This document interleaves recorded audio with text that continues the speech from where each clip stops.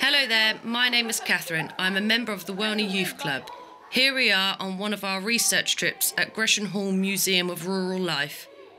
Our purpose is to try and find evidence of the way people lived in years gone by in Welney. We want to find out about more local customs and living conditions in the past. At the heart of many village communities lies the village pub. In Welney's case, this is the Lamb and Flag, which is situated in the heart of the village on the main road. The current landlord, Dennis Birch, told us that it's been there for over 400 years and that originally was 4 cottages. The place is a treasure trove of Welney-related historic memorabilia, and if you visit the village, it's well worth a look. This is how it used to look.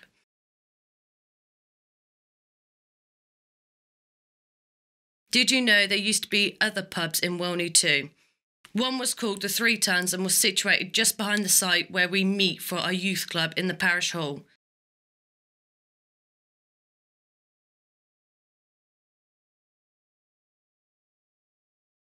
This photo shows another public house from Welney's past, the Eagle Tavern. We learnt more about Fenland life in years gone by thanks to Peter Carter. My family, or our family, have lived and worked on the fens for over 500 years that we know of. And they did eel catching, wild fowling for the ducks, and willow cutting and all that sort of thing. Now we use the old willow eel traps mainly. There's 2 types I've brought along for you to have a look at. Now these date back over 10,000 years these have been used. If you have a look inside, you'll see there's spikes pointing inwards, which stops the eels escaping once they get in there. These traps are made of what's known as a certain plant. Anybody know what this plant's called?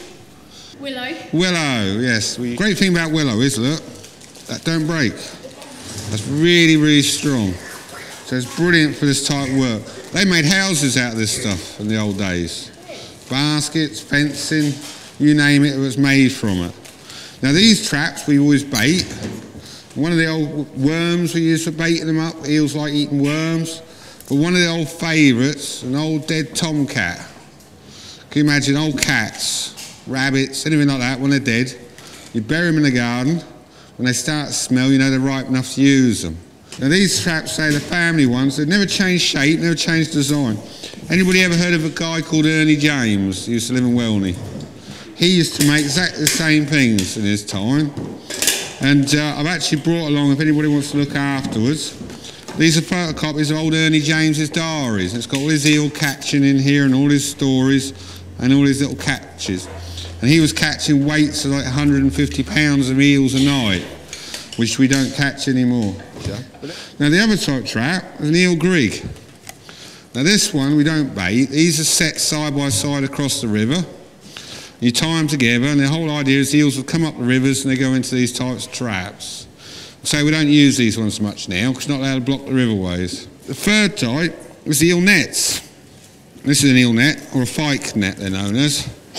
Now if somebody wants to come in your hand, that is known as a fyke net. And if you look at it, you've got a trap either end. So whichever way the eels come, they'll end up going in one of them traps. And inside them traps, you can see it in this one probably better, can you see the funnels getting smaller? There's 1 funnel, 2 funnels, and then there's a 3rd funnel there which is really tight. So the eels find their way in, but that's it, they're stuck. Okay, these are eel gleaves or glaives. But they had long wooden handles on them. That's a boat, isn't it? That's a boat. Again, please. It was used for eel fishing.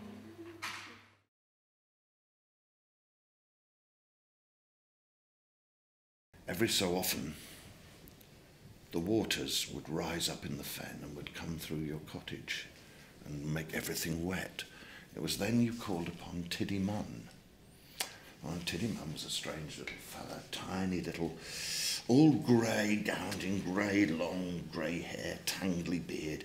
He used to come limpelty-lobblety along. You could barely see him in the fen mist, but you knew he was there because he had a call, like a peewit. So you knew he was there. So at night, if you heard this call while you were in your cottage sitting by your peat fire, the man might say, Ah, hark at that. That's old Tiddy Munn going about his business. Now, Tiddy Munn was a friend to the Fenman. When the waters of the fen rose up and filled their cottage and made everything damp, come the new moon, the Fenman would go out, take his family onto the edge of the fen, and they'd call out to Tiddy Munn, "Tiddy Munn, without a name, Tiddy Munn, the waters are washing through." They'd wait. If they heard Tiddy Munn's call, they'd say, "Ah, he's heard us, he'll do something about it now." So they'd go back to their cottage, and sure enough, the waters would start to go away. And when the waters had gone away, they'd take the straw out and either dry it or get fresh straw or something, bring it in, put it on the floor. So that's how the old Fenman carried on for all centuries, until the rich men got together, the wealthy men, the adventurers as they called them, and they decided these fens should be drained, that the old way of life should go, it should become farmland. And they began to come down and cut ditches and drains, and the old Fenman said, "Oh, Tiddy Munn won't like this. Tiddy Munn won't like this." You know what the old poem says? Tiddy Munn, without a name, Tiddy Munn walking lame.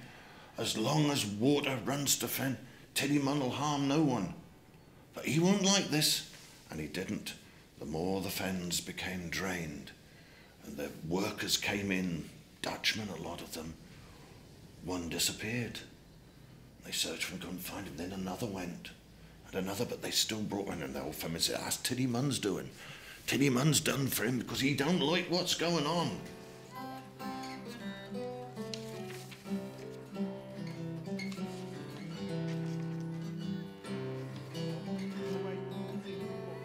Through our research, which included numerous trips out to museums and talking with experts, we have begun to see a little more clearly how Welney may have been in years gone by. The Wash Photo Archive provides invaluable in this process. When folk their bedtime drink they pour, or yawn good night at barroom door, and crawl to bed to sleep and snore, for morning comes too soon. When owls like silk fly silently, or hoot from out the churchyard tree, then that's the time we like to be out beneath the moon. This film has only brushed the surface of the stories Welney has to offer from its rich and colourful past.